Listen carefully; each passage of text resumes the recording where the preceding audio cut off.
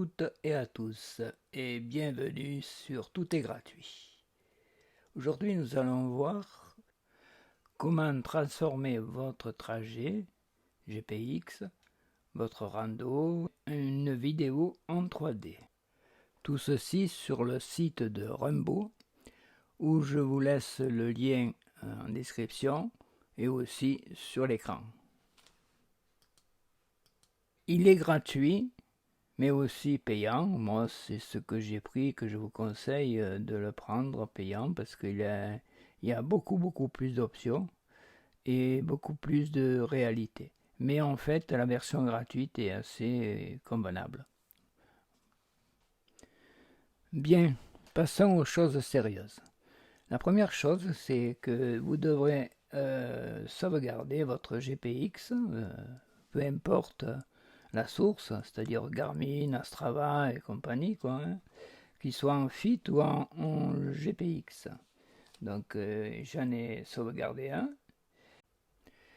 Donc il suffit simplement de choisir le fichier où vous l'avez sauvegardé. Entre autres, pour moi, c'est dans Download, dans le téléchargement. Donc je clique dessus et je fais ouvrir. Donc nous allons trouver trois onglets, donc vidéo, try, caméra et pro. Excusez-moi, le langage anglais, c'est pour moi, je suis pas trop fort. Passons maintenant à l'onglet vidéo. Donc vous allez avoir titre, basecam et la langue. Donc on va passer d'abord au début titre. Il faut savoir qu'à chaque fois que vous allez changer un paramètre, la vidéo va s'exécuter provisoirement en fonction de ce que vous voulez. Donc nous allons commencer par le titre. Par exemple, on va faire ici, on va tout sélectionner et on va taper vélo ou autre chose, Toulonnais.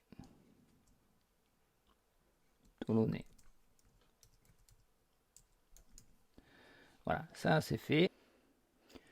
Ensuite, vous pouvez marquer le sous-titre, par exemple le kilométrage, peu importe, 95 km, enfin voilà, kilomètres. Voilà. Et on peut s'apercevoir que dessous, il y a le titre que vous avez effectué, vélo toulonnais, et 85 km. Passons maintenant à la champ durée. Donc on s'aperçoit qu'il y a 20 secondes, mais on peut choisir un peu plus long. Donc on peut choisir 30, 45, 1 minute, 90 ou 2 minutes. C'est quand vous êtes sur la version pro. De toute façon, c'est indiqué si vous avez fait un contrat pro. Donc vous aurez ces longueurs-là. Donc là, je choisis 30 secondes. D'accord ? Et là, on s'aperçoit que quand vous faites un changement, automatiquement, il vous donne le résultat.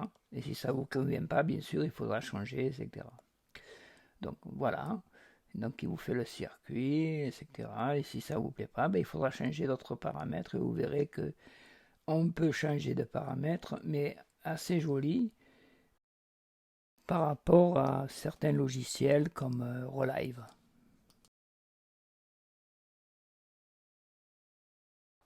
Nous allons maintenant choisir la map, c'est-à-dire le fond de la 3D. Donc vous avez ici base map, vous avez plusieurs choix. Donc on va cliquer dessus. On a ici de nuit, outdoor, excusez-moi le langage, satellite mapbox, satellite maptry, satellite no label et switch topo. Donc ça va être assez important, mais par exemple, bon, de nuit, c'est pas trop intéressant. Outdoor, le voici. Donc automatiquement, comme je vous ai dit, ça va calculer. Donc ça, je pense pas que ça vous intéresse, mais on peut tout très bien le choisir. Donc vous avez une version pro ici, où ça choisit en fait la distance, enfin, etc. Si vous êtes abonné, vous pouvez le contrôler, ça sera plus joli, je vous le dis sincèrement. Après, vous avez le My Box, ce qu'on a fait tout à l'heure. Donc il calcule chaque fois. Après vous avez le Mac Fire.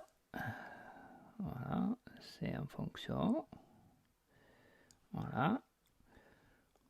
Donc après vous avez nos labels. Je pense que là vous n'avez aucun commentaire au niveau village, etc. Et ensuite vous avez le switch topo. Bon, mais ça c'est le topo.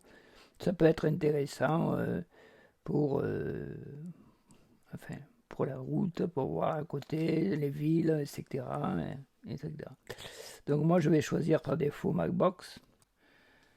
Après, bon, vous avez aussi le champ langage.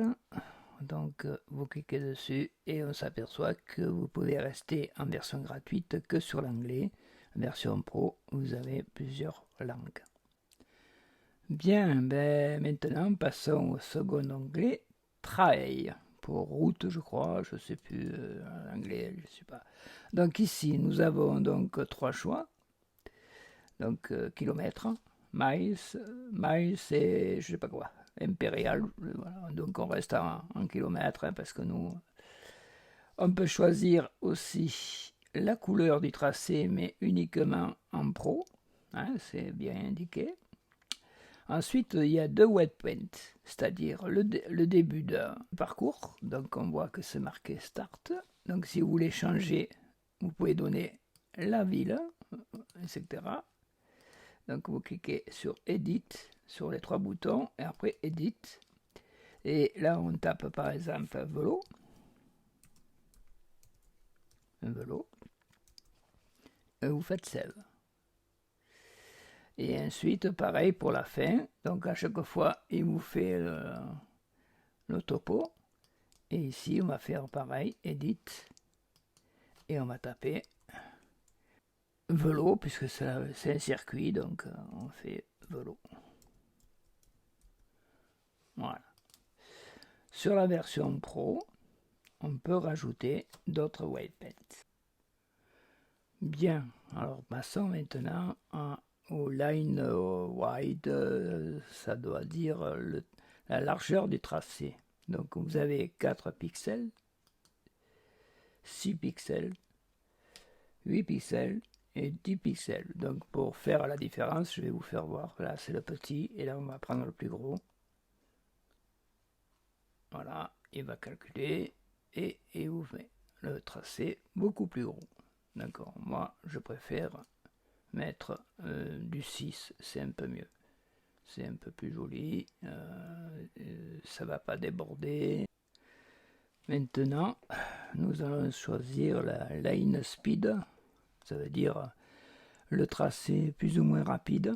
Donc vous avez deux choix, constant, c'est-à-dire régulier, ou lui il va calculer, estimer, c'est lui qui va calculer en fonction la vitesse du tracé. Donc moi je reste toujours un constant. Passons maintenant à l'onglet caméra. Donc je clique sur caméra et on aperçoit qu'il y a plusieurs paramètres encore à donner.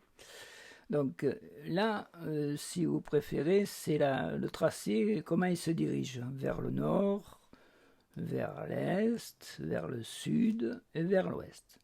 Pour donner de l'effet, je vous conseille de donner l'effet du tracé, c'est-à-dire le tracé va vers l'est, d'accord?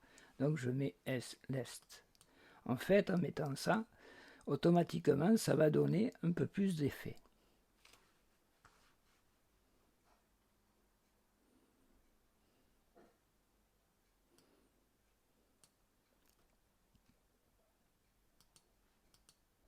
Passons maintenant à l'angle de la vidéo. Donc sur 20, bon, c'est pratiquement plat. Après, vous avez 0, 10, etc. Pour donner super d'effet, l'idéal, c'est de mettre 80. Mais ça, c'est à vous de jongler en fonction des montagnes, etc. Donc on va mettre 80 juste pour que vous apercevez du choix de la vidéo, comment ça se passe. Voilà. Donc là, on s'aperçoit que l'effet est super. tout est à votre convenance en fonction de la pente que vous donnez. Donc 80 c'est pas mal, il hein, faut pas croire, hein, ça fait joli quoi. Bien, nous arrivons presque à la fin de la vidéo. Donc ici nous avons le zoom. Alors ça c'est en fonction de l'angle, de comment vous voulez. Donc ça je vous laisse le choix entre tous ces choix là. Donc moi le plus que je mets, le plus joli c'est entre village, Road et city on va dire. Donc je vous laisse voir la route, par la route. Donc vous allez voir. Donc, et en fonction de ce que vous avez choisi, donc ça vous fait ça. Et à la rigueur, si deux fois vous passez à travers la montagne et vous ne voyez pas trop, vous voyez ici on ne voit pas trop, vous pouvez donner un petit peu moins d'angle où on verrait le tracé complètement. Ah, j'oubliais, pour ces inscriptions que vous avez ici, vous pouvez les paramétrer. En fait, il vous suffit de, par exemple, si vous voulez lever l'altitude, donc vous enlevez, et vous voyez, donc je l'enlève, l'élévation, c'est le tracé ici de l'élévation. Là, la distance, c'est en haut, j'enlève la distance, ou je la remets, je lève le temps, hein, c'est plus logique parce que là, apparemment, c'est marche à pied ou je ne sais rien, c'est un jour, donc j'enlève ça. Je lève donc l'ascension, etc., l'altitude, voilà, et la descente, voilà. Vous pouvez paramétrer comme vous voulez. Ensuite, nous regardons maintenant le final, c'est-à-dire la version Pro. La version Pro vous permet en fait, ici, d'avoir en fait les vidéos illimitées, d'avoir plus de résolution, de allonger jusqu'à 2 minutes la vidéo, d'avoir les langages comme on avait expliqué, etc. et avoir aussi d'autres basecam, etc. Voilà, j'espère que cette vidéo vous a plu, tout est gratuit et qu'elle vous servira. Donc moi je vous conseille fortement de vous abonner parce que on peut faire des belles choses, genre comme vous voyez un petit peu dans le Tour de France et tout, mais bon, un peu moins puissant, mais qui est pas mal.